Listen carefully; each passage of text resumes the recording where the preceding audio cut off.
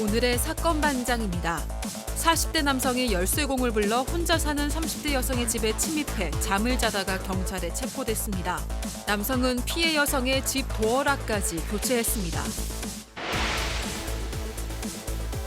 제자를 학교로 불러내 성추행한 혐의를 받는 기간제 교사가 재판에 넘겨졌습니다. 해당 교사는 자신의 인기 때문에 성추행 누명을 썼다고 주장했습니다. 지난 8월 이웃 주민을 흉기로 살해한 50대 남성에게 중형이 선고됐습니다.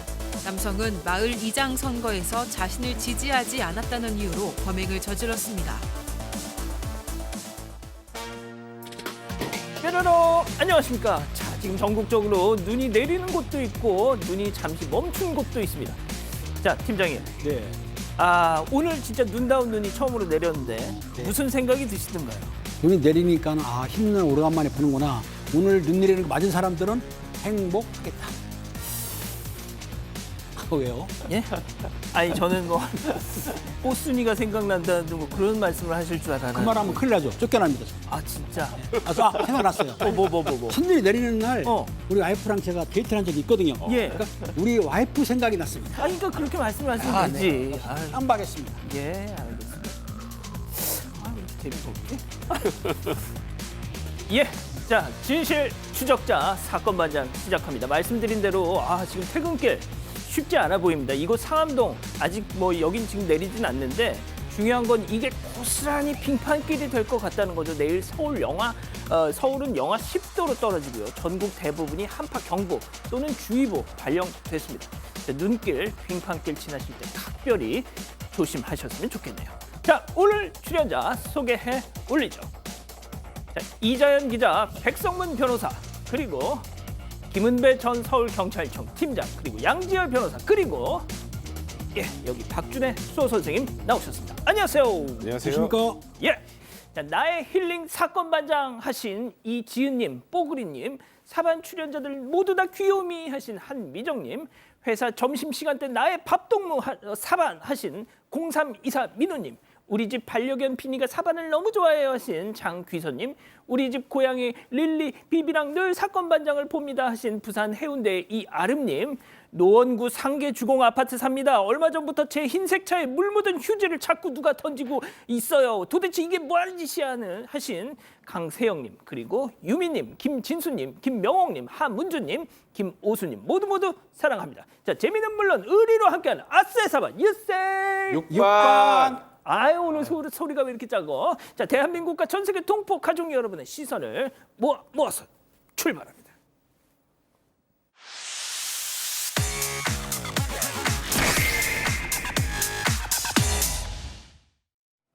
자, 첫 번째 뉴스부터 가보죠. 진짜 아미, 진 따옴표 짜 아미. 자, 이게 무슨 얘기일까요? 오늘 오후 BTS 맏형 진 씨 경기도 연천 제5사단 신병교육대에 입소했습니다. 그 현장 보러 가시죠. 자, 경찰이 저렇게 일렬로 서서 삼엄한 통제, 휴대전화를 꺼냈던 사람들, 바로 진 씨의 마지막 모습 담으려는 팬들인데요. 그때 저 검은색 벤 주목, 바로 진 씨와 이 멤버들이 탑승한 것으로 추정되는 차량이 지금 훈련소 부대 안으로 들어가고 있습니다. 조용히 차분하게 위병소를 통과하고 있군요. 자, 팬들 입장에서는 정말 오늘 특히 이지윤님의 딸 연정이가 지금 진 씨 입대한 것 때문에 너무너무 지금 힘들다고 막 메일을 주셨어요. 네, 오늘 오후에 경기도 연천군 5사단 신병교육대에 BTS의 진 씨가 입대를 했습니다. 이 진 씨의 입대 소식이 알려지자 홍콩과 인도네시아 등 세계 각국에서도 이 현장을 찾아왔는데요. 지금 저 사진이 훈련소 안에 들어가서 찍은 사진이군요. 네, 맞습니다. 1시 40분쯤에 진 씨와 멤버들이 탄 걸로 추정되는 검정색 카니발 6대가 순차적으로 위병소를 통과했습니다. 예정대로 특별한 입대 인사는 없었고요. 이 진 씨는 앞으로 5주간 기초 군사 훈련을 받고 이후에 육군 현역병으로 자대 배치를 받아서 국방의 의무를 이행할 예정입니다. 이 진 씨의 입대로 단체 활동은 잠깐 멈추겠지만요. 이 공백을 만회하기 위해서 소속사에서 멤버 개인 활동이 예정돼 있고 또 다양한 콘텐츠들로 팬들과 함께하겠다 이렇게 전했습니다. 아까 지금 사진 나오는데요. 양 변호사님, 그 딱 거수경이 저 손날의 각도가 이거 평소에 그 복수 무대 활동하던 때 몸에 밴 절도 있는 동작이 그러니까요. 자연스럽게 군 동작으로 이어지는 것 맞습니다. 같습니다. 진짜 아미스럽고요. 이 팬들 너무 많이 울까 봐 사실 걱정을 좀 했다라고 합니다. 하지만 이 BTS가 특히 유명한 게 팬들과의 소통이 굉장히 활발하지 않습니까? 그 덕분에 아미라고 특별한 이름을 가지고 있기도 하고요. 그게 또 BTS의 오늘 만든 건데 진 씨가 부탁을 했어요. 너무 많이 오시면 위험해지고 혼자 뵈서 위험해질 수 있습니다라고 부탁을 했고 또 아미도 화답을 해서 보시는 것처럼 큰 어떤 혼란 없이 입대를 했습니다. 예, 아무튼 건강하게 군복무 잘 하기를 바랍니다. 자, 두 번째 뉴스 가보죠. 위험천만 자전거입니다. 자, 우리 가족 여러분들이라면 이 상황 피하실 수 있겠습니까? 영상 보시죠. 자, 차 잘 달리죠? 자, 가고 있다가 주차장 자리를 곧 발견합니다. 노상 주차장. 자, 비상등을 켜고 저 자리로 가려고 후진을 하는데 자, 저 뒤에 보니까 자전거가 오는데 야야야 멈춰 저 야야야야 보니까 왼쪽 손에 휴대폰을 세상에 그것도 눈은 휴대폰 액정에가 있고 결국 저렇게 유리가 박살이 났습니다. 백 변호사님 거의 네. 이 정도면 나 입원하고 싶습니다 아닙니까? 위험천만합니다. 그러니까요. 근데 지금 불박차 보시면 아시겠지만 노상 주차장에 주차할 곳이 보여서 비상등 켜고 저렇게 후진을 하는데 저 자전거는 아랑곳하지 않고 달려오네요. 그러고 불박자를 추돌해서 뒷유리까지 깨지는 사고가 난 건데 저 자전거 운전자는 중학생입니다. 아이고. 보시는 것처럼 휴대전화를 보고 있다가 앞에 차량을 전혀 보지 못한 상황이에요. 예. 근데 일단 경찰에서 얘기는 가해자는 일단 저 중학생이지만 이 불박 차량도 과실이 있다고 하는데 문제는 지금 룸밀러로 확인하고 아니 이게 불박차가 과실이 있다고요? 과실도 있다고 하는데요. 이게 예를 들어서 차가 멈추지 않고 계속 후진하다가 사고가 났다면 또 모르겠는데 불박차는 지금 저 자전거 오는 거 보고 어느 순간에 멈춥니다. 잠시만요. 자, 여기서 지금 이제 옵니다. 후진을 하죠. 네, 후진을 하다가 후진을 하다가 저거 뭐야 하면서 뭔가 이상한 느낌에 멈췄죠. 멈췄네. 네, 멈췄잖아요. 어. 멈췄는데 뒤에서 달라와서 저렇게 부딪히는 건 무슨 수로 피합니까? 그렇기 때문에 이 상황에서 지금 불박차의 과실을 묻는 건 저는 개인적으로 타당하지 않은 것 같네요. 알겠습니다. 자, 또 다른 영상도 함께 보시죠. 자, 좁은 길입니다. 차 잘 가고 있어요. 자, 그런데 저 앞에 자전거 물인데 왜 튀어나와? 안 돼! 아유, 세상에 정면으로 쾅! 이번에도 아유, 유리가 정말 많이 다치시지 않았을까 싶은데 왜 갑자기 저렇게 이유를 알 수가 예. 없죠. 튀어나온 이유를 알 수가 없는데 저 일행이 그대로 가고 있다가 지금 블랙박스 차량도 저기 이제 제한 속도보다는 조금 높게 달렸다라고 합니다. 그런데 이렇게 과속을 하고 있는 상황에서 사고가 났을 때 따지는 게 뭐냐면 만약에 정상 속도로 주행을 했다라면 사고를 피할 수 있었을까라는 거예요. 근데 저희가 정상 속도보다 아무리 낮췄어도 저 상황에서 피할 수 있었을까요? 그러니까 속도하고는 아무 상관이 없지 않습니까? 맞습니다. 그리고 여러 번 강조드리지만 자전거도 자전차도 도로교통법상 차로 분류가 됩니다. 중앙선 침범이에요. 저 경우는 100% 자전거 잘못입니다. 그렇군요. 알겠습니다. 자, 세 번째 뉴스 가보죠. 몸이 바로 움직였답니다. 자, 우연히 불씨를 발견한 남녀 두 사람 과연 누구였을까요? 영상 보시죠. 자, 아파트 분리수거장입니다. 저 남성 주목해 주세요. 자, 쓰레기 정리하고 있죠. 갑자기 고개를 휙 보더니 저 뭐야 하더니 어디론가 갑자기 전화를 합니다. 야 여보세요 하더니 급하게 다름질까지. 자, 잠시 후 엘리베이터를 급하게 또 올라타고요. 이후에 잠옷 차림의 여성이 1층에서 내립니다. 마치 서로 무전기로 소통하듯이. 자, 그리고 잠시 후에 여기저기서 아파트 주민들이 비상 계단으로 우르르르르르르 나오고 있습니다. 알고 봤더니 아파트 베란다 대피 공간에 화재가 발생했고 앞서 보신 남녀 두 사람의 대처 덕에 인명 피해는 전무했던 것이죠. 자, 이 기자, 화재를 발견하고 주민들을 대피시키고 저 두 분 누굽니까? 네, 저 부부의 정체는 알고 보니 소방관이었습니다. 지난 6일에 경기 하남시의 한 아파트 분리수거장에서요, 이 쓰레기 정리를 하던 소방관이 아파트 16층에 불이 난 걸 발견합니다. 이상윤 소방관은 관리사무소에 대피 방송을 요청하고 화재 현장으로 출동을 했습니다. 또 아내인 정소리 소방관도 곧장 집에서 나와서 남편에게 화재 위치를 알렸는데요. 세상에. 이 불이 난 집주인이 여기 아닌 것 같다라고 얘기를 했는데 안방 베란다를 한번 살펴봐 달라고 당부를 했습니다. 오. 이후에 이 남편이 고층 입주자들까지도 대피를 시켰는데요.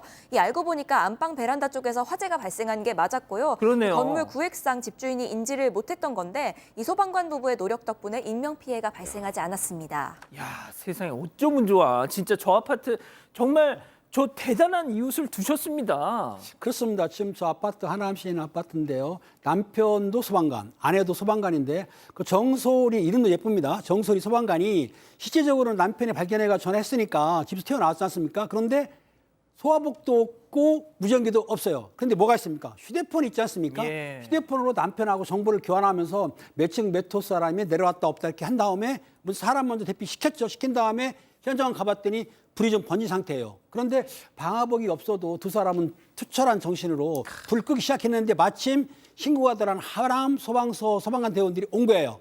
두 사람도 같이 합세를 해가지고 소화를 완전히 했습니다. 다행히 했는데 아마 이제 이상인 소방관은 뭐라고 했냐면 불이 나는 걸 보고 머리로 생각할 필요 없습니다. 몸이 바로 움직였다. 하하. 야, 요거는 중요한 겁니다. 이 소방관들이 실제적으로는 교육도 받았지만 직업의식이 투철한 거죠. 소방관이 있기 때문에 불났다. 그럼 생각할 필요 없습니다. 바로 끌어가야 돼요.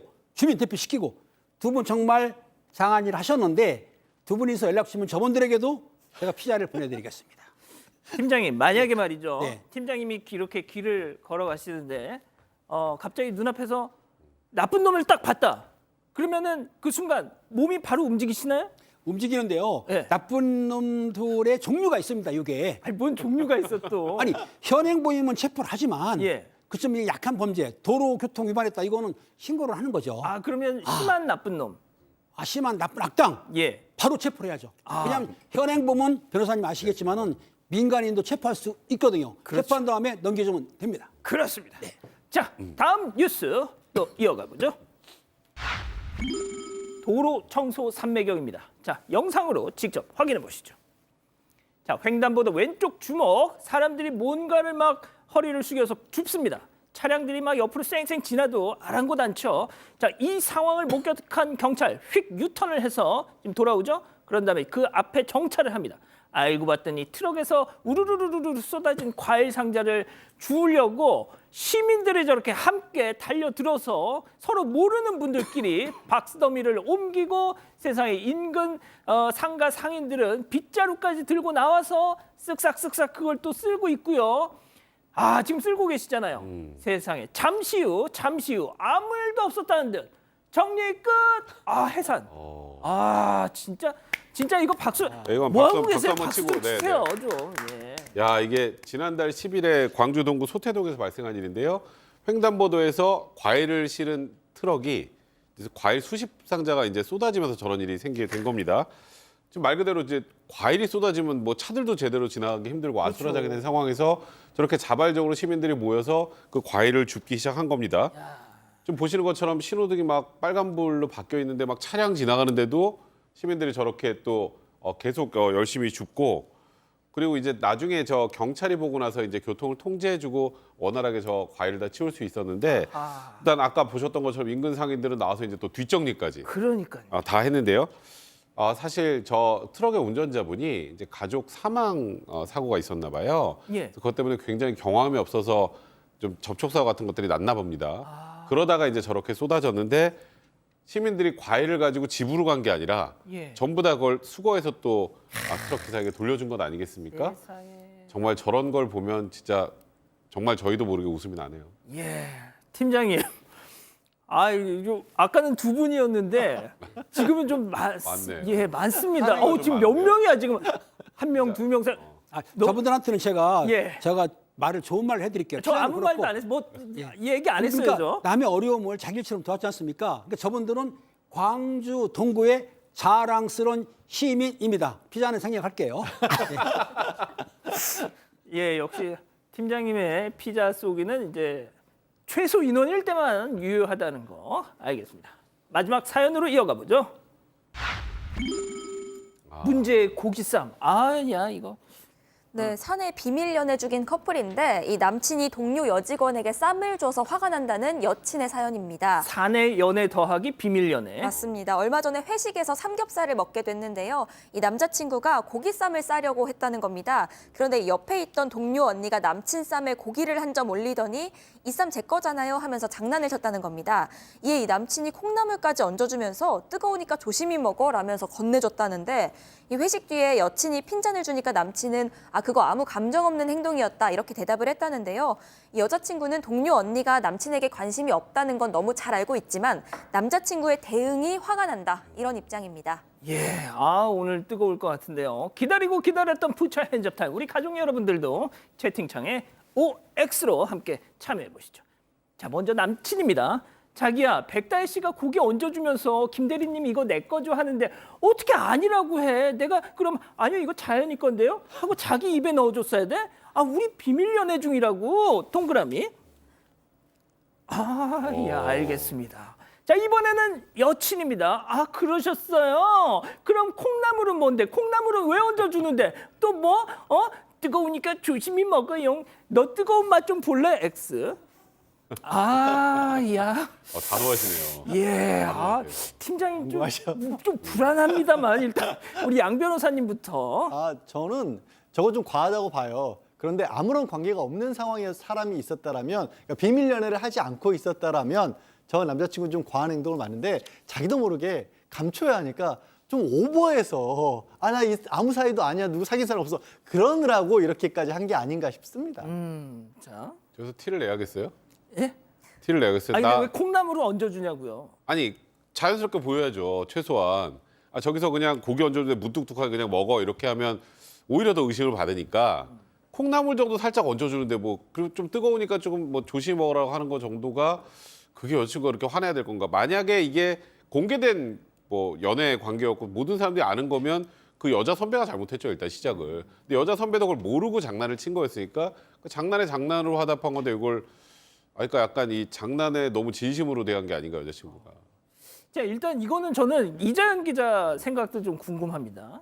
제 생각에는 이 남자친구가 안 들키려다 보니까 오히려 약간 오버를 한 것 같거든요. 양 변호사님 말씀이랑 비슷하네요. 네. 그래서 이 정도는 여자친구가 좀 이해를 해줘야 되지 않나. 들키는 게 좋지는 않잖아요. 여자친구 입장에서도. 저는 그런 알겠습니다. 생각입니다. 자, 그러면 소수 의견이었던 우리 팀장님.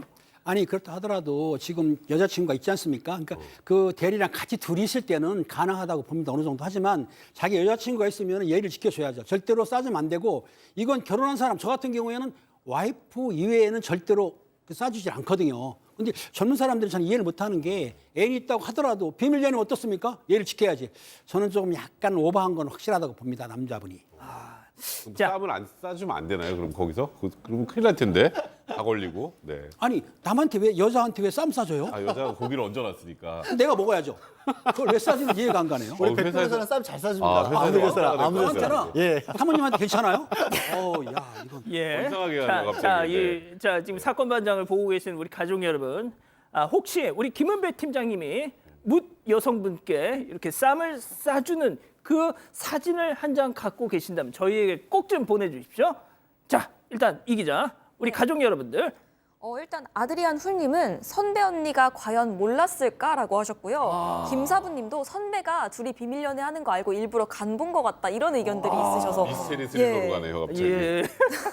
또 이주인님은 진짜 열받는 일 많지만 비밀 연애는 감안하셔야 해요 하셨고요. 홍송진님이 백다희님이면 줘야지라고 말씀하셨습니다. 예. 알겠습니다. 자, 사반 가족 지태준님께서 보내주신 사연입니다. 잘 들어주세요.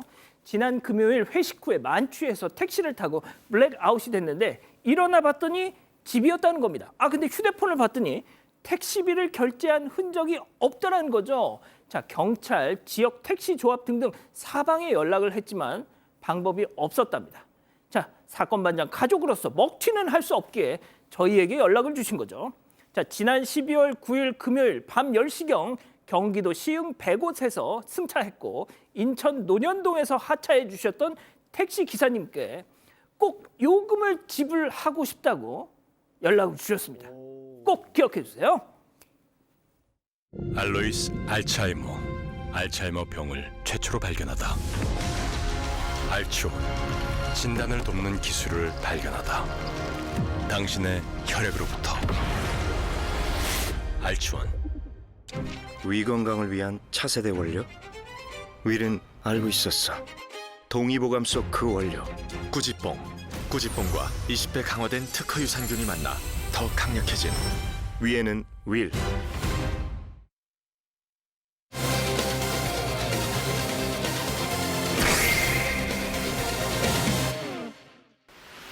사십 대 남성이 열쇠공을 불러 혼자 사는 30대 여성의 집에 침입해 잠을 자다가 경찰에 체포됐습니다. 남성은 피해 여성의 집 도어락까지 교체했습니다. 도대체 무슨 일이 있었던 것인지 알아봅니다.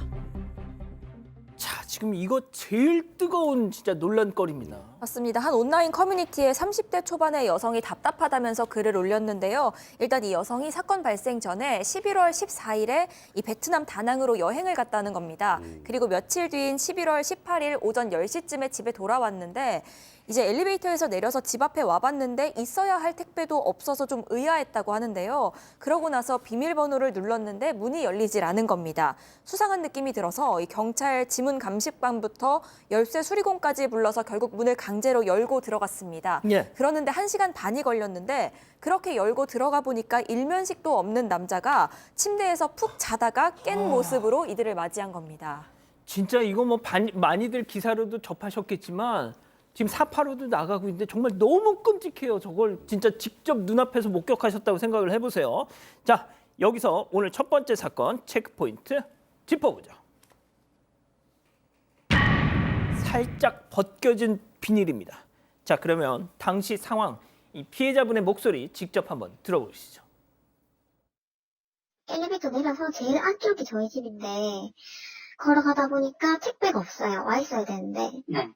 그래서 없어서 뭐지 이렇게 했는데 코 보니까 도어락에 비닐이 붙어 있었어요. 그 새 것처럼. 그래서 비번을 눌러보니까 안 돼서 집주인, 부동산 그리고 그 아파트 관리실까지 이제 다 전화해서 다 모른다고 하길래 저는 바로 경찰 불렀고요. 그래서 열었는데 이제 그 모르는 사람이 이제 누워서 이제 시끄러우니까 이렇게 자다가 일어나는 거예요. 머리를 막 간지면서. 저 사파 보세요. 막 배 긁고 자고 있어요. 모르는 사람이 생판 뭐 내 침대 위에서. 저거는 너무 무서웠을 것 같고 너무 막 소름 끼쳤을 것 같은데 일단 맨 처음에는 아 내가 집을 잘못 찾았구나 생각을 했대요. 당연하죠. 당연하죠. 예. 근데 이제 이분이 여행 갔다 오는데 이제 캐리어가 아니라 보스턴백이니까 이 손으로 들고 자세히 확인하고 누리기가 좀 쉽지 않아서 자세히 이렇게 도어락을 보니까 내가 알던 원래 도어락이 아니라 도어락 비닐이 이렇게 살짝 벗겨져 있는. 그러니까 이제 새 거 달 때 약간 비닐이 있잖아요. 예. 그래서 비번을 눌렀는데도 안 되고 그럼 이거 내가 집을 잘못 찾은 것도 아니고 그러니까 이제 집주인, 관리실, 뭐 아파트 뭐 관리사무소부터 부동산까지 다 전화해도 모른다고 해서 결국 경찰을 부를 수밖에 없었던 겁니다. 자, 지금 사진이 나가고 있습니다. 자, 팀장님. 도대체 배를 긁고 자고 있던 그 사람 도대체 뭐예요? 그렇습니다. 경찰에 출동해가지고 남의 집에 있으니까 주거 침입죄로 현행범 체포를 했는데 조사 중에 물어봤더니 나는 노숙자다. 노숙자인데 내가 아는 지인이 하는 말이 이 아파트 내가 아는 지인의 집인데 들어가서 쉬라고 했다는 거예요. 그러니까 본인이 들어와가지고 뭐 씻기도 하고 먹기도 하고 자기도 했다라고 그렇게 변명을 하고 있는데 상당히 의심스러운 지금 변명을 하고 있는 겁니다. 자, 집에 과연 어떻게 들어갔느냐? 예? 아니 그것도 너무 이해가 안 가는데 다짜고짜 관리사무소에 가서 비밀번호 잊어먹었으니까 알려달라 열어달라 그러는데 관리사무소에서 할 수 있는 범위를 넘어선다라고 거절을 당하니까 열쇠 수리공을 불러서요 35만 원을 주고 도어락을 아예 새 걸로 교체를 해버린 겁니다. 그렇게 해서 집 안에 들어가 있었던 거예요. 자, 35만 원? 자, 노숙자란 말이죠. 노숙자 뭐 제가 뭐 편견일 수는 있겠습니다만 노숙인이라면 당연히 이제 뭐 35만 원 상당히 거금이잖아요.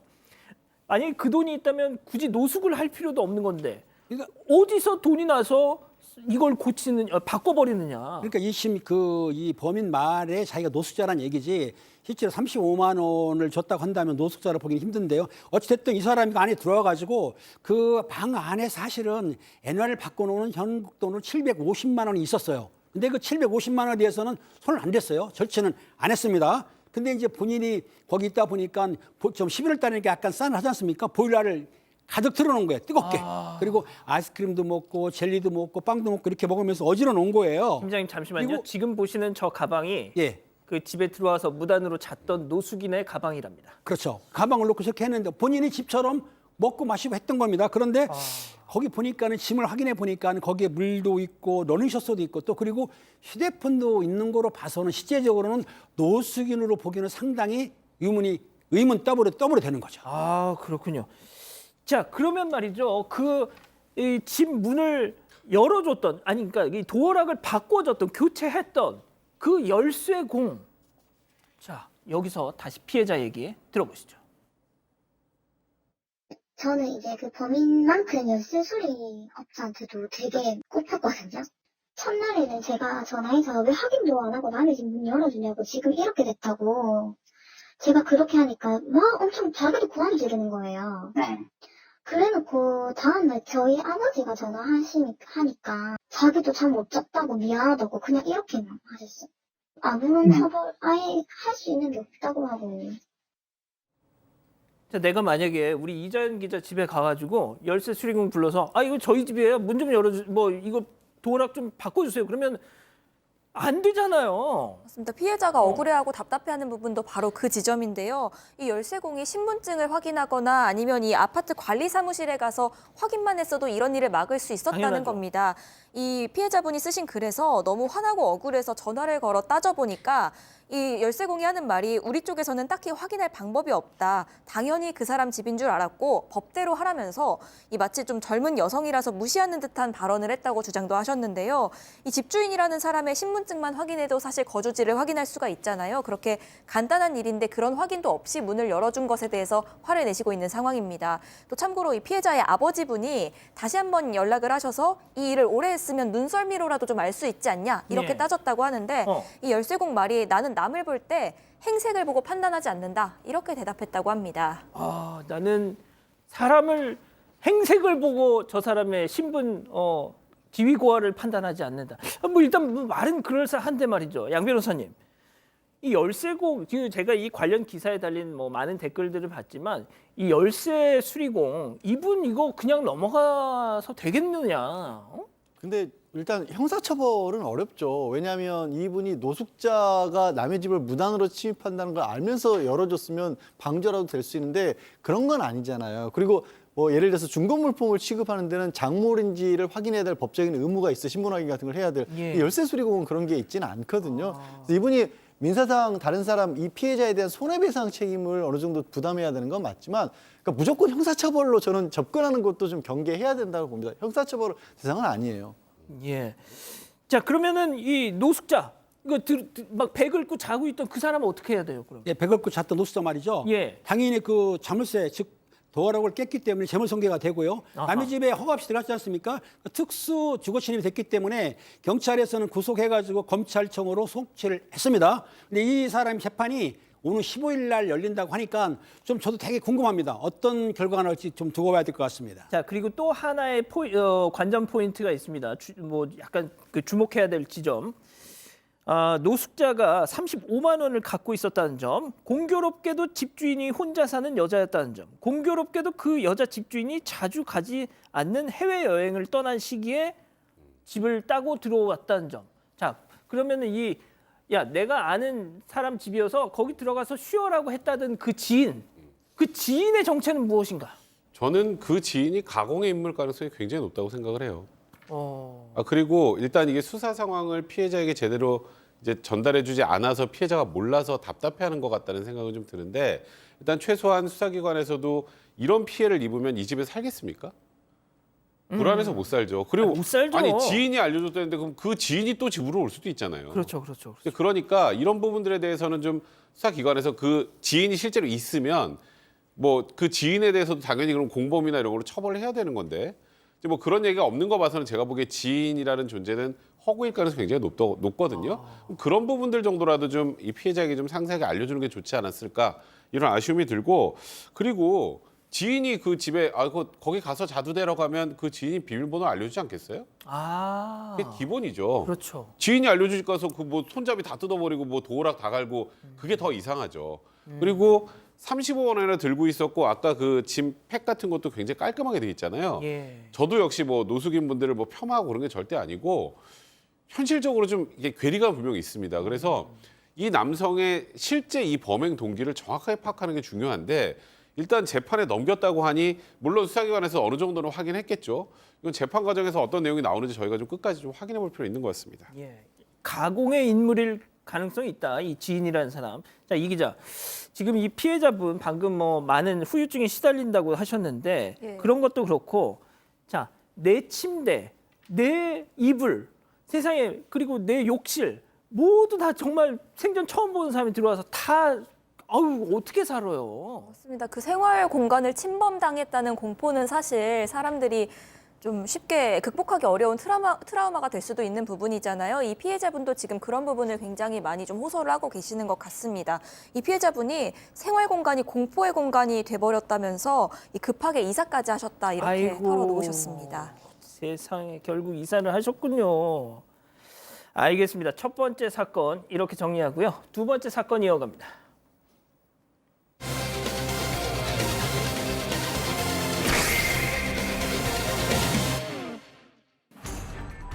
제자를 학교로 불러내 성추행한 혐의를 받는 기간제 교사가 재판에 넘겨졌습니다. 해당 교사는 자신의 인기 때문에 성추행 누명을 썼다고 주장했습니다. 사건의 내막을 들여다봅니다. 자, 교사가 여중생 제자를 성추행했다. 맞습니다. 이 사건이 일어난 게 지난 2020년 10월 이 전북 익산시의 한 여자중학교 체육실이었는데요. 당시엔 이 코로나19 때문에 비대면 수업 중이었습니다. 그런데 이 기간에 35살 기간제 교사가 여자중학교 체육실로 제자를 따로 불러내서 부적절한 신체 접촉을 했다는 겁니다. 이런 기간제 교사의 범행은 교내 소문으로 먼저 퍼지게 됐습니다. 아, 교내 소문이 이런 소문이 쫙 퍼졌다는 거는 이 교사 귀에도 들어갔을 거고 또 학교 당국도 알게 됐을 거 아닙니까? 당연히 알 수밖에 없죠. 이 소문이 퍼지기 시작하니까 일단 학교는 진상조사에 착수를 했고요. 이 기간제 교사의 행동이 좀 그래요. 교내에 있는 학생들에게 접근을 해서 자, 그런 일 없었다는 식으로 얘기를 해라. 뭐 이런 취지의 입막음을 시도를 했고 제가 학교에서 진상조사를 본격적으로 시작하니까 난 뭐 더 이상 있을 수 없다라고 그만뒀다라는 건데 그럼 뭐합니까? 재판에 넘겨줬죠. 예. 자, 재판에 넘겨졌습니다. 그런데 이 교사, 기간제 교사 억울함을 호소하고 있습니다. 이유가 기가 막힙니다. 체크포인트 짚어보죠. 나는야 아이돌 스타. 이게 무슨 소리일까요, 도대체? 저도 황당한데요. 본인이 뭐라고 했냐면은 그 취행 교사라고 인정받는 사람이죠. 기간제 교사는 계약직인데 뭐라고 했냐면 자기가 학생들 사이에 아이돌 스타나 다름이 없다.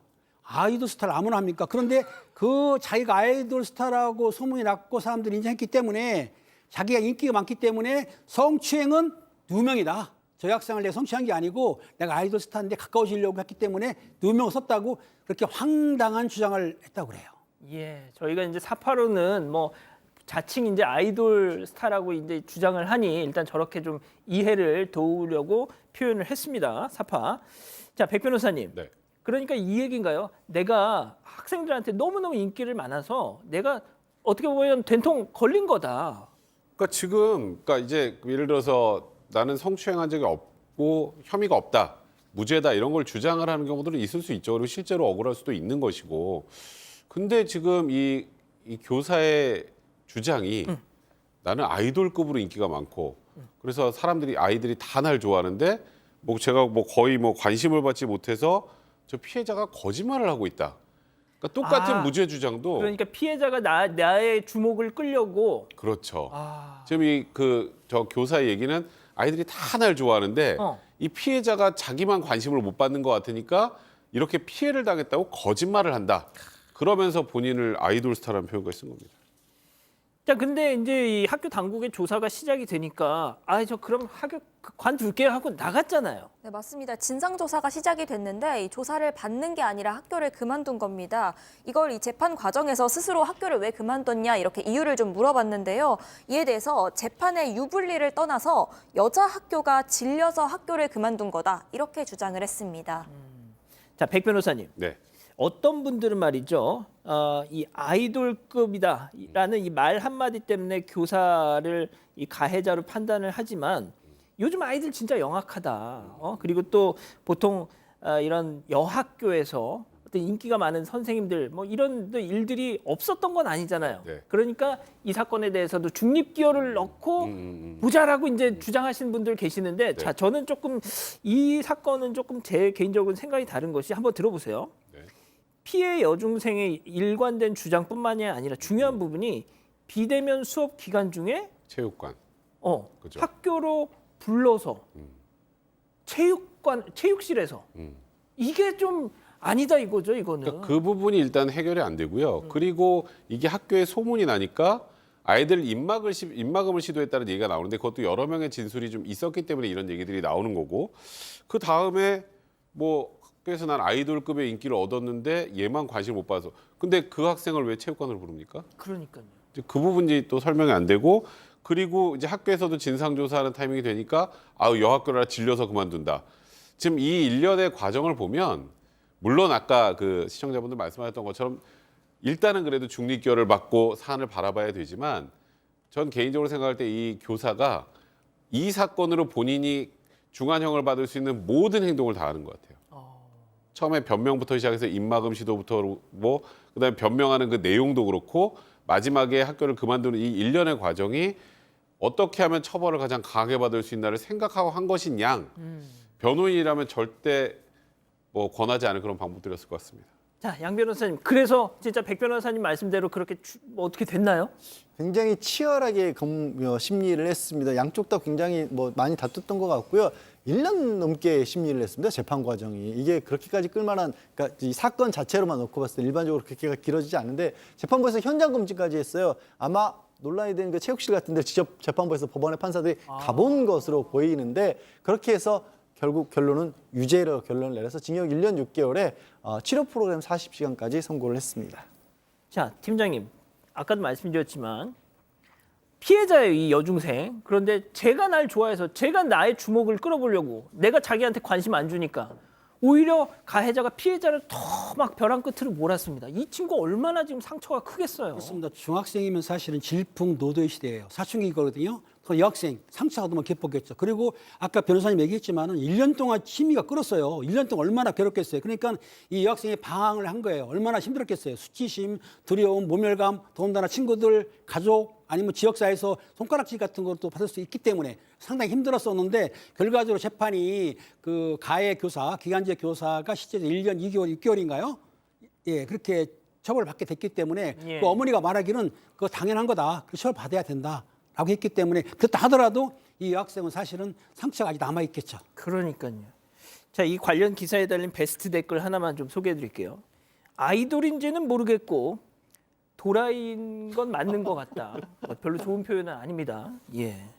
자, 그런데 아무튼 이게 많은 정말 교육 현장에서 고생하시는 대부분의 대다수의 이 기간제 교사님들의 명예, 일반적인 명예와는 상관이 없는 사건이라는 거 다시 한번 말씀드리면서 이 정도로 정리하고 세 번째 사건 이어갑니다.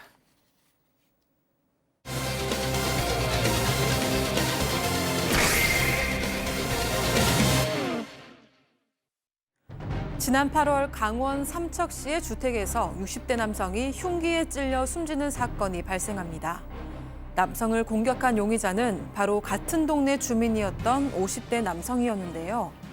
두 사람이 몸싸움을 벌이던 중 격분한 50대 남성이 흉기를 휘두른 겁니다.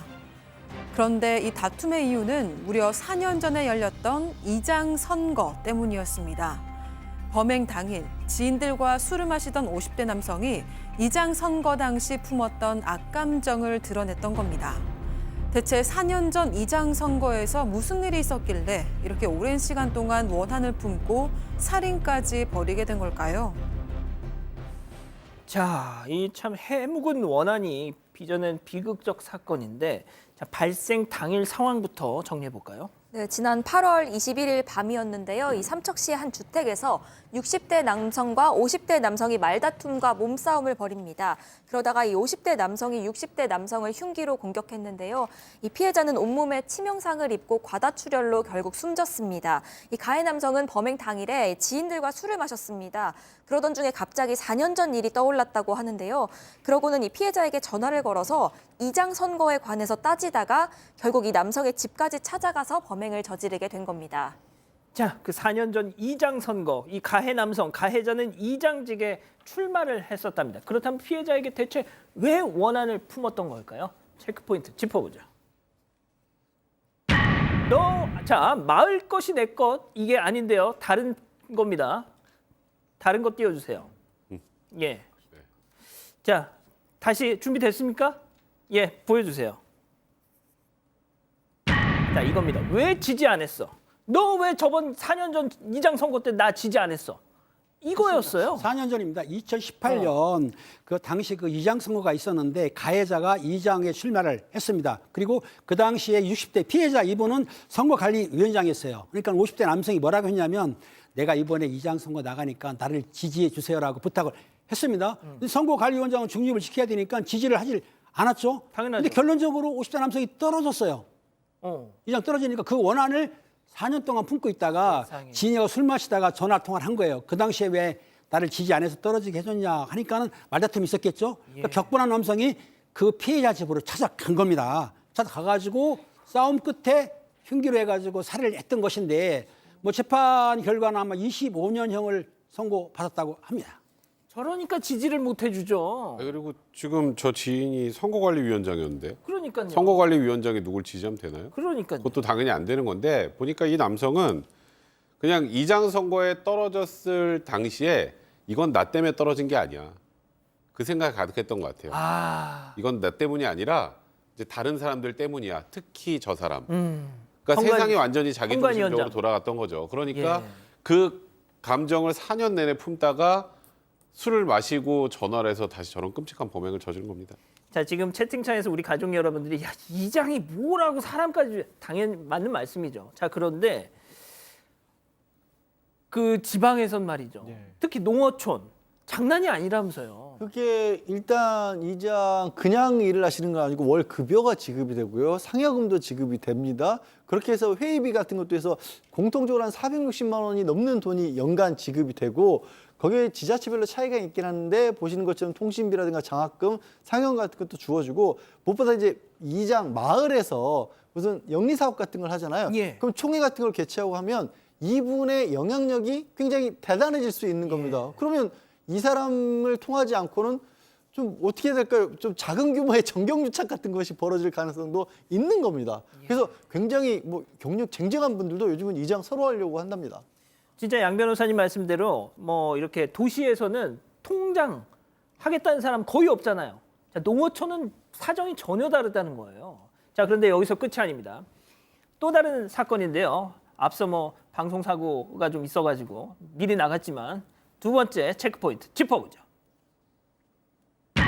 자, 마을 것이 내 것.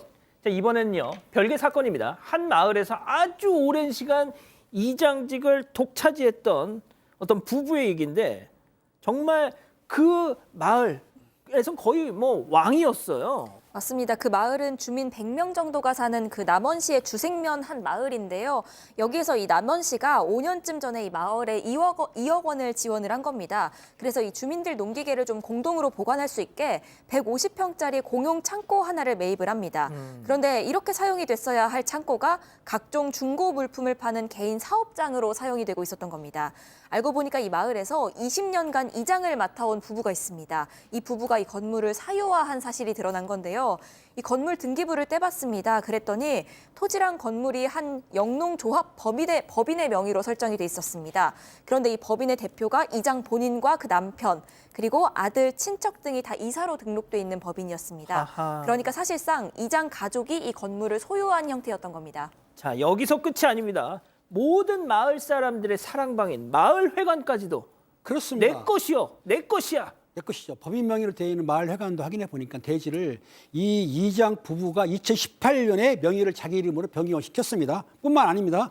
주민들이 이제 농기계가 필요하지 않습니까? 그걸 보관하는 창고도 또 자기들 이름으로 변경시켰고요. 그러니까 이렇게 해보니까 이 마을에서 공동으로 쓰는 창고라든지 회관 이런 거를 무려 3건씩이나 자기들 이름으로 했는데 아니면 가족 이름으로 하든지 법인을 해가지고 했기 때문에 아니 이 이장 분들은 사실은 공동으로 쓰는 걸 왜 자기 거로 생각했을까? 저는 이해가 도저히 가지 않지만 그렇게 했다는 거예요.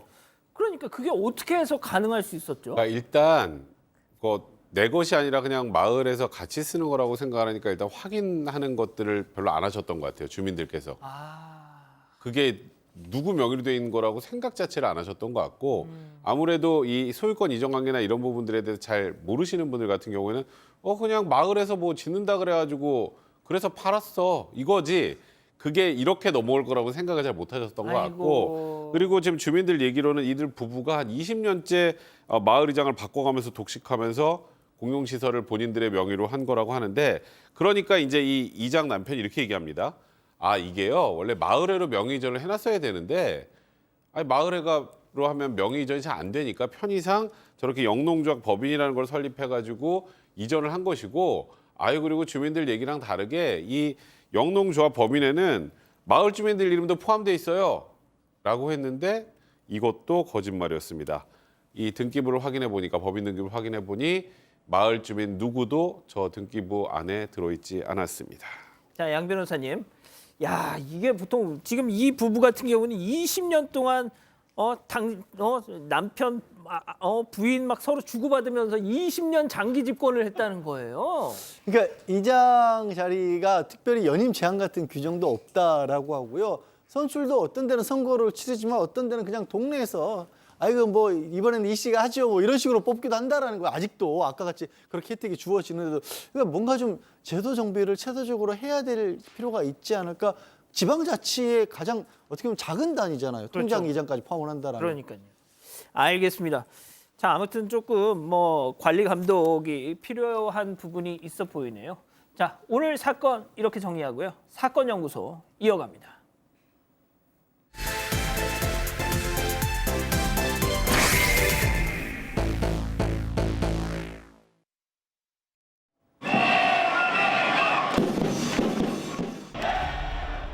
네, 이렇게 남아공 월드컵의 열기로 뜨겁던 2010년의 6월, 그중에서도 한국과 그리스가 맞붙던 날입니다. 상견례를 일주일 앞둔 한 커플은 같이 축구 경기를 보자면서 약속을 잡았습니다. 그런데 시간이 돼도 나타나지 않는 예비 신랑. 신부가 여기저기 연락을 돌려보지만 행방을 아는 사람이 없습니다.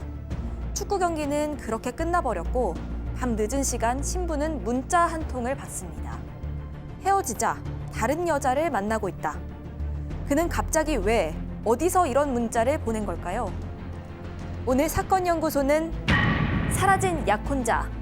그는 어디로 간 건지 그 마지막 행적을 따라가 봅니다. 자, 다시 한번 정리를 해봅니다.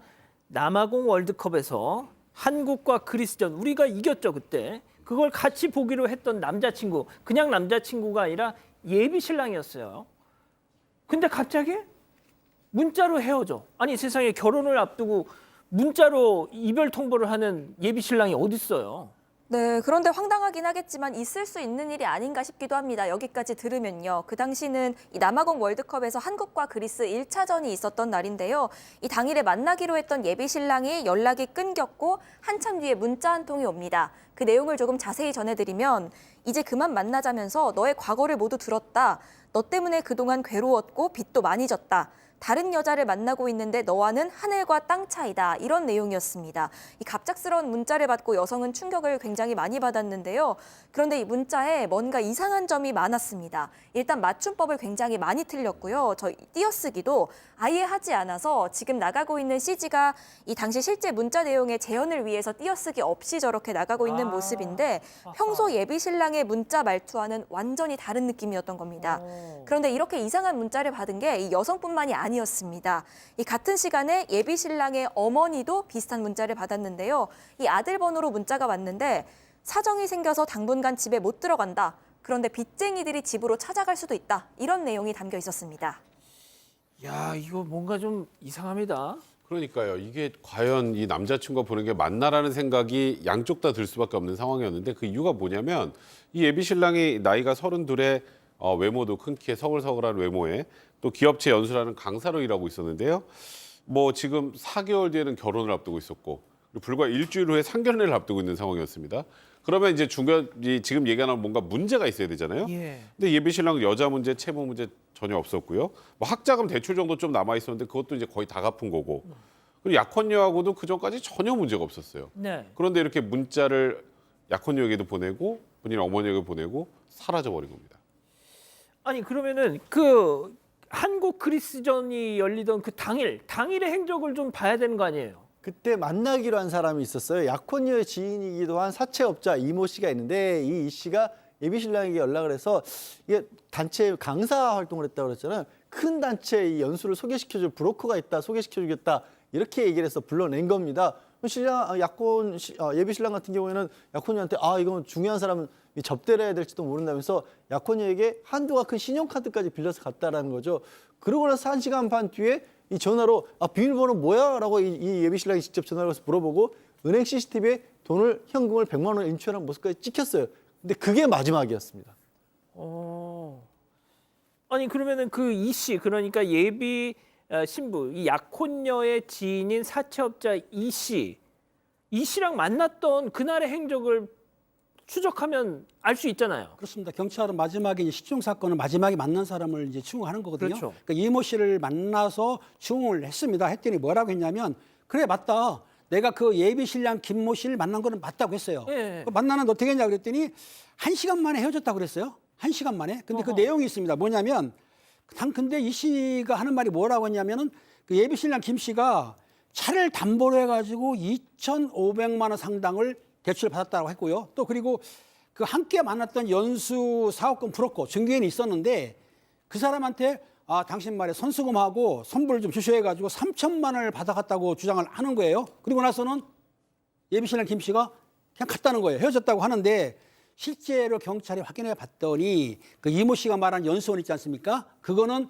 허위, 즉 무슨 말하냐면 유령 회사예요. 있지도 않은 회사를 갖다 있다고 했던 거기 때문에 실제는 거짓말을 했었고 그리고 또 그 예비 신랑의 동료들한테 물어봤더니 이런 그 연수원 이것 때문에 업계 관행상으로 볼 때에 선수금이라든지 선물금을 받는 예는 없다. 그러니까 이모 씨 사채업자가 실제적으로는 뭐 연수원 문제라든지 아니면 차량 문제 요거를 본인이 거짓말로 진술을 했던 것이죠. 이거 너무 수상한데요.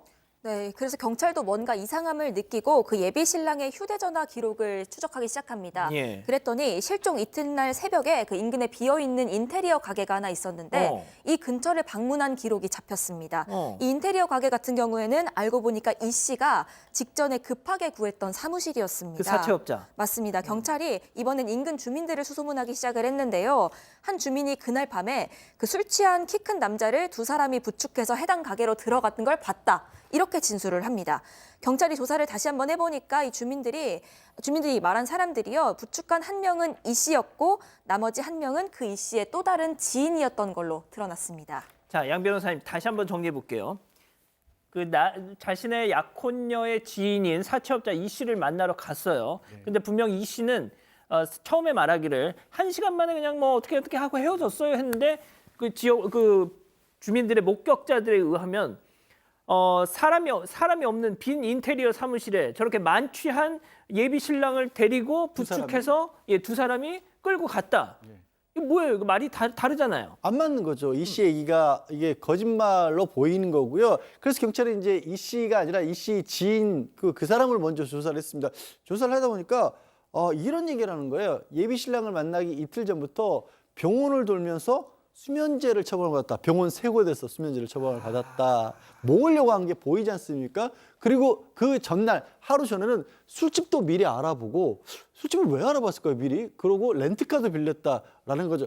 이건 이상하다 싶어서 그제 이제 이런 사실을 가지고 이 씨를 다시 추궁을 하니까 이 씨가 말을 바꿉니다. 술에 수면제 타서 취하게 한 거 맞고 그리고 피해자가 잠들어서 인테리어 가게로 들어간 것도 맞다. 그런데 한두 시간 지나서 피해자가 깨어나서 제 발로 나갔다. 그 뒤로는 난 모른다. 또 이렇게 얘기를 하는 거예요. 자, 일단 이 예비 신랑 지금 실종된 상태입니다. 지금 계속해서 소재를 찾고 있는 거예요. 자, 백 변호사님. 네. 저 사채업자 이 씨, 그러니까 이 약혼자의 지인 사채업자 이 씨. 네. 뭐가 됐든 알고는 있어요. 키를 그렇죠. 쥐고 있습니다. 피를 쥐고 있습니다. 그러니까 경찰도 계속 의심할 수밖에 없었고 여기서 이 약혼자가 살해됐거나 아주 중한 상해를 입었을 수도 있다라는 개연성이 나오기 시작합니다. 그게 뭐냐면 아까 빈 인테리어 가게로 데려왔다고 네네네. 했죠. 그곳에서 피해자의 모발과 혈흔이 발견이 됐는데 아이고. 가게 벽면에서 나온 혈흔이 이제 비산혈을 해서 약간 엎드렸거나 누워서 피가 이렇게 옆으로 쫙 튄 그런 자국이란 말이죠. 그러니까 이 씨가 또 이렇게 얘기합니다. 아, 그 약혼녀하고 약혼녀의 그 약혼남하고 나하고 좀 그 약혼녀의 사이를 의심해가지고 좀 둘이 몸싸움이 있었어요. 또 진술이 한번 바뀌었죠. 그리고 또 다른 물증이 나옵니다. 다른 지역에도 또 이 씨가 사무실 하나 가지고 있는데 거기에 사무실과 소파에서도 예비 신랑의 혈흔이 발견이 됩니다. 원래 이 소파는 다른 지역에 있는 이 씨 사무실에 또 소파는 원래 버리는 건데 예. 그 지역에 있는 다른 자영업자 주인이 주워서 그냥 가져가서 자기가 쓰는데 확인해 보니까 거기서 혈흔이 발견이 됐고요. 허허. 그리고 가게 안쪽 벽에는 급하게 페인트 칠까지 돼 있는 흔적이 나왔습니다. 굉장히 수상한 정황이 연속적으로 발견되고 있는 거죠. 자, 빈 인테리어 가게에서 혈흔이 나왔고, 아, 그런데 또 하나 정말 수상한 흔적이 나왔어요. 네, 가장 의심스러운 부분이 바로 이 사무실의 물 사용량인데요. 이 사무실에서 6월 한 달 동안 이 무려 89톤이나 되는 양의 물을 쓴 사실이 드러난 겁니다. 이 물 사용량은 이전 달에 비해서 2배 수준입니다. 3월에는 52톤, 4월에 40톤, 5월에 44톤을 같은 사무실에서 썼는데 6월에만 유독 89톤을 사용한 겁니다. 이 정도 양이면요. 참고로 지름 1.5cm 정도 되는 수도관으로 물을 88시간 동안 쉬지 않고 틀어놨을 때 나오는 양이라고 하는데요. 세상에. 어찌나 물이 많았던지 아래층에 댄스 교습소가 있었는데 여기에 물이 셀 정도였다고 합니다. 참고로 통계에 따르면 1인당 월 평균 물 사용량이 8.3톤입니다. 그러니까 물 양의 무려 10배가 넘는 겁니다. 자, 지금 우리 가족 여러분들은 대강 이렇게 또 추측을 하고 계세요. 워낙 또 많은 이런 사건들을 접하신 때문에. 자, 보통 물 사용량이 이렇게 많다. 그리고 또 거기서 혈흔이 나왔다. 혹시 청소를 하기 위해서 물 청소? 두 개를 연관지어 생각해 보면 그렇게 많이 물을 쓰고도 남은 혈흔이 있었다는 건 그 전에 뭔가 더 많은 게 있었다라는 생각이 들 수밖에 없잖아요. 게다가 이 씨가 사무실을 찾을 때부터 이상한 조건을 걸고 사무실을 찾았던 겁니다. 저 빈 인테리어 가게 어떻게 찾은 거냐면 두 가지 조건을 걸었다는 거예요. 주변이 시끄러워야 된다. 아하. 그리고 물이 잘 나와야 된다.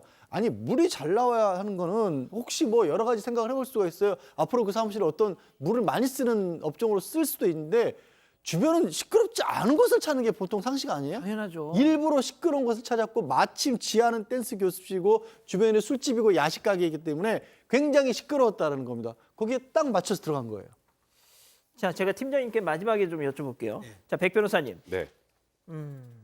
모든 정황들이 딱 한 사람을 지목하고 있습니다. 네. 사채업자 이 씨. 그러니까 이 예비 신랑의 약혼녀의 지인. 네. 음. 그러니까 여기에서 이제 모든 게 이 지인인 이 사채업자를 가리키고 있지만 하나 부족한 게 있습니다. 바로 피해자의 사채죠. 아, 그렇죠. 사채가 나오지 않았잖아요. 지금은 아직까지는 실종 네, 상태입니다. 맞습니다. 그래서 1심에서는 하지만 이 정도라면 사채가 없다고 하더라도 살인을 한 게 맞다라고 해서 징역 15년으로 유죄를 선고를 했었습니다. 시신은 못 발견했지만 나머지 증거들만으로 충분히 살해한 것으로 볼 수 있다라고 판단한 거죠. 그런데 항소심에서 뒤집혔습니다.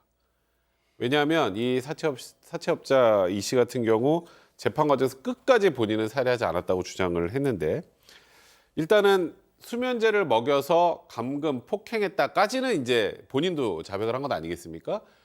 근데 여기까지의 증거만으로 그리고 피가 좀 튀었다는 그 정도 있었다는 것만으로 이 약혼자 김 씨를 살해했다는 명백한 증거까지 확보됐다고 보기는 어렵다. 그러니까 의심스럽지 않은 정도의 수준의 거의 명백한 증거들이 필요한데 예. 사체가 없는 그런 상황이었기 때문에 사망 여부가 확인이 아직 안 됐다는 것 아니겠습니까? 그래서 항소심에서는 이 부분은 무죄로 판단하고 아까 감금 폭행한 부분만 유죄를 인정해서 징역 7년을 선고했습니다. 자, 재판부 CG 다시 한 번만 좀 띄워주세요.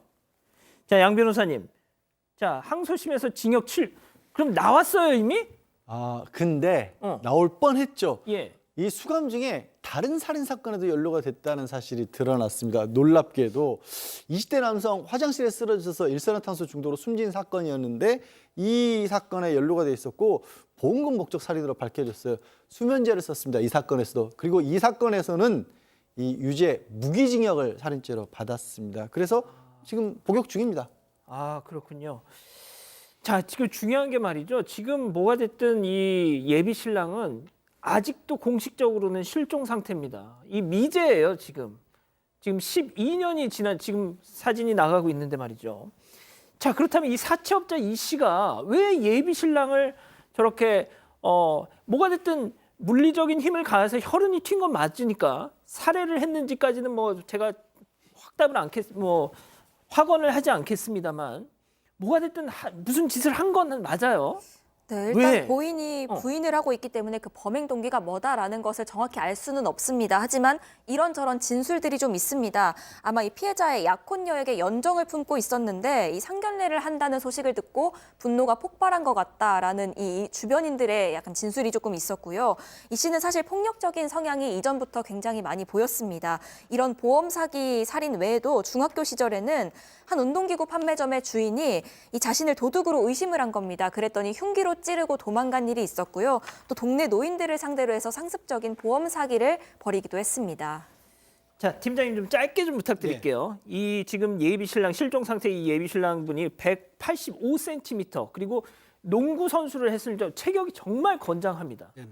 아, 그런데 이렇게 정말 허망하게 그러니까 이 문제가 뭐냐면 사실은 시신 없는 범죄도 살인죄로 처벌한 적이 있습니다. 근데 이 당시에는 이렇게 못했던 거예요. 그러니까 증거도 모발이라든지 피 같은 것도 발견됐고 혈흔도 발견되는데도 불구하고 이거를 살인죄로 인정 안 했다는 것은 아직까지도 재판부에서 이 증거를 너무 철저하게 보기 때문에 그런 건데 제가 보기에도 이분은 좀 실종이 아니라 아마 생명이 살아있지 않을 것 같은 느낌이 듭니다.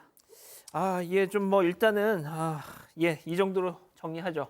자, 이어서 글로벌 픽 넘어갑니다.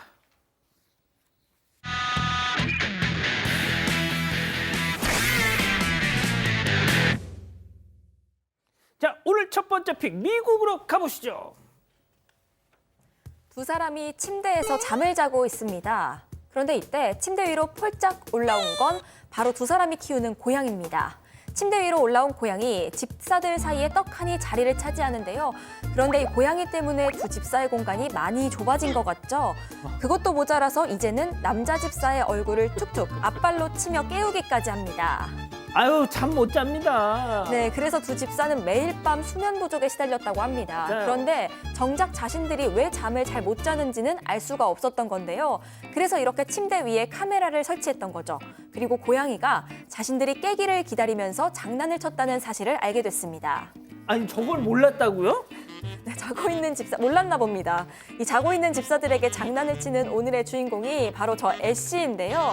이 애쉬는 주로 밤에 움직인다고 합니다. 그러니까 집사들이 자는 밤이 가장 지루한 시간이겠죠. 그래서 애쉬는 두 집사가 깰 때까지 야옹하고 우는 게 필살기가 됐다고 합니다. 집사가 일어나기만을 기다리는 애쉬의 영상, 현재 950만 이상의 조회수를 기록하면서 많은 이들의 사랑을 받고 있습니다. 아니, 저걸 누가 깨웠는지 몰라가지고 약간, 카메라를 달아놨다고. 약간 자작극 같다는 생각. 예, 그렇습니다. 다음은 최근 온라인에서 화제가 되고 있는 영상 함께 보시죠. 네, 아이가 그림 그리려고 하는 것 같죠? 엄마와 그림 그리기 시간을 가지려나 봅니다. 모양 붓으로 콕콕 찍어서 이렇게 하트도 만들고요. 귀여운 토끼도 그렸습니다. 그런데 자세히 보면 종이가 아닌 것 같죠?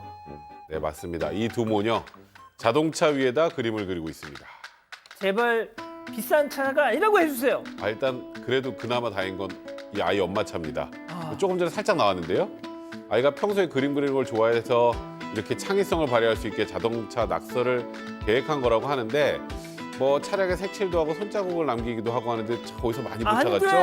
안 돼. 네, 정말 놀라운 사실은 이들이 낙서를 하고 있는 이 차량 뭐 딱 봐도 누구나 다 아는 고급 스포츠카라는 겁니다. 아까 그 마크에 딱 말이 아시죠? 말이 그려져 있었어요. 있어요, 말이 보통 말이 있는 건 다 비싸지 많이 않습니까? 비쌉니다. 아유, 네, 보기만 해도 마음이 아프네요. 어우, 네, 우리나라 돈으로 2억이 넘는 차량입니다. 하지만 이 여성 딸아이에겐 평범한 차일 뿐이라고 말했습니다. 그리고 저 차 이제 어떡하냐 싶겠지만 놀이가 끝나고 아이와 엄마가 함께 천만다행히 깨끗하게 지웠다고 합니다. 아 진짜. 아 알겠습니다.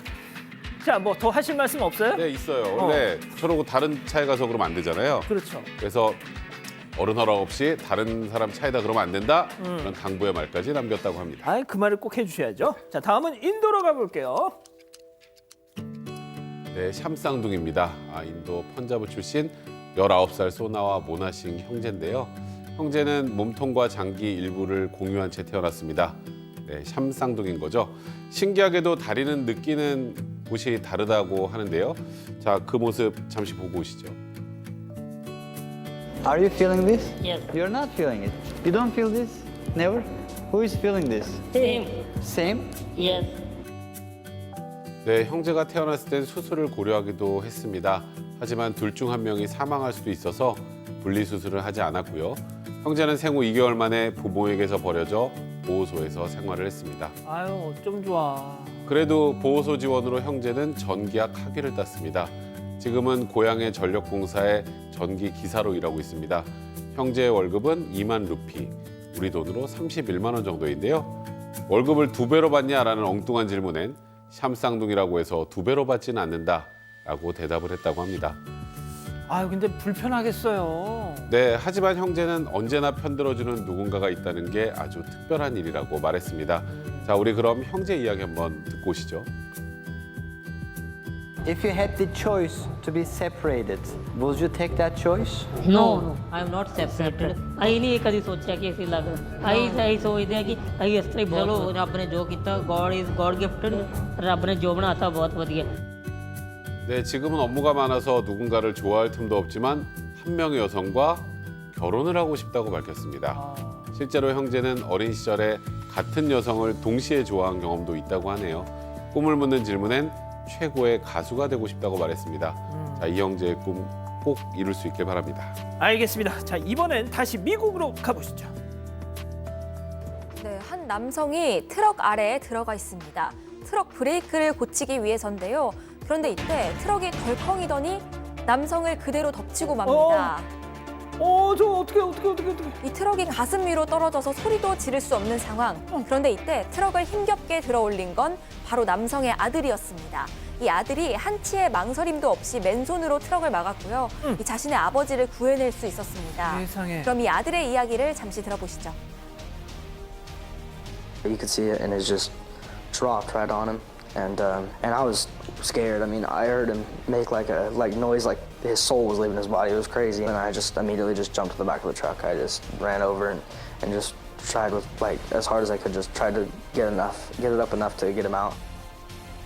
네, 남성은 사고로 갈비뼈가 부러지는 등 큰 부상을 입었습니다. 자신이 트럭 밑에서 어떻게 빠져나왔는지를 몰랐을 정도였는데요. 이 보안 카메라를 통해서 아들이 자신을 구했다는 사실을 알게 됐습니다. 이에 남성은 아들은 나의 영웅이다, 내 생명을 구했다면서 아들에게 고마움을 전했습니다. 올해로 15살인 남성의 아들, 초인적인 힘이 어디서 나온 건지 궁금하실 텐데요. 이 전문가는 위기의 순간이 찾아오면 사람은 본능적으로 평소보다 강한 힘을 낸다고 설명했습니다. 자, 이 힘 얘기 나오니까 제가 팀장님한테 좀 여쭤봐야 될 것 같은데. 진짜 저 상황이 되면 초인적인 으라차차 이게 됩니까?